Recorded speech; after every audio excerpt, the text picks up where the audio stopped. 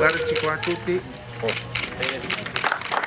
Da una struttura dismessa e abbandonata ad un moderno centro operativo e amministrativo. Inaugurato a Farra di Soligo, in via Piave, il nuovo polo logistico di Alto Trevigiano Servizi. La riqualificazione del capannone e dell'area ospita inoltre uffici e sportelli di ATS dedicati ai cittadini e l'ecosportello di Savno, un'unica sede per i servizi ambientali e idrici. Abbiamo sostanzialmente realizzato un primo stralcio che vede la riqualificazione di circa 250 metri quadri di uffici di area direzionale che ospitano i due ecosportelli, quello di ATS e Savno.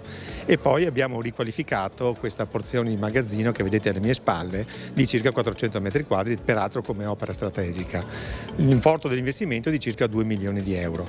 Naturalmente tutto questo è merito anche di una sinergia e quindi ringrazio il direttore Pierpaolo, tutto il consiglio di amministrazione, naturalmente i progettisti, l'impresa che hanno lavorato e tutti i dipendenti della società Alto Trevigiano Servizi. È stato un progetto ambizioso, un progetto sostenibile perché ha visto il recupero di un'area dismessa, quindi una rigenerazione urbana, quindi senza consumare nuovo suolo, a servizio dei cittadini.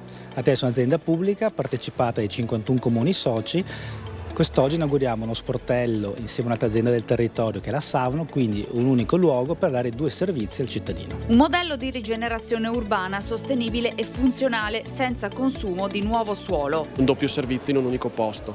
Questo tra l'altro ha avuto una riqualificazione urbanistica proprio in centro paese e quindi questo ha messo sicuramente anche un bel punto su quella che era una situazione di degrado. Io ringrazio davvero ATS e Savno perché sono diversi anni che ci lavoriamo e oggi finalmente diamo il via a una nuova attività. Si rafforza così la presenza di ATS nel territorio di Farra di Soligo. È un gran lavoro che dà un segno di efficienza, basterebbe guardare le tariffe che si pagano e soprattutto di organizzazione, di senso di comunità, di lavoro di squadra, visto e considerato che fanno capo ad ATS 51 comuni, 250.000 utenze, 500.000 abitanti come bacino. Un valore aggiunto che abbiamo in provincia di Treviso con queste società pubbliche governate dal pubblico, abbiamo esempi virtuosi che riescono a dare servizi ai cittadini.